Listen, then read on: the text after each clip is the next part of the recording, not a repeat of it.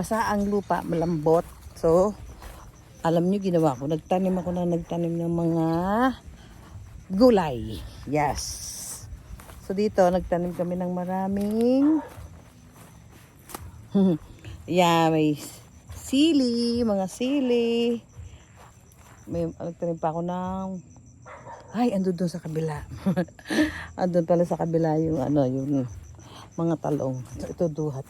Daming bunga ng duhat. Biyo. Ayan, nagtanim kami ng talong, mga talong. Magandang magtanim ngayon kasi umuulan na. Tapos nagpunla din ako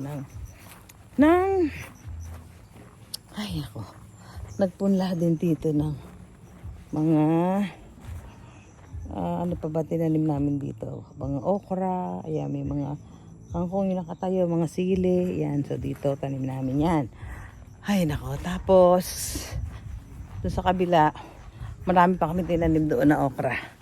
So, samantalahin natin yan. Pagka ganyan medyo ulan na ng ulan, malambot ho yung lupa, mas magandang magtanim ng mga gulay. Ang hindi nyo lang pwede itanim na masyadong kaaway talaga ng tag-ulan. Yung kamatis, pero yung mga talong, sitaw, okra, ampalaya, patola, pipino, pwede nyo itanim. So dito sa area na to, dito ako nagtanim ng mga okra. Ayan. Diyan kami nagtanim kanina. Masarap magtanim kasi basa yung lupa. Tapos na weekend! Happy weekend!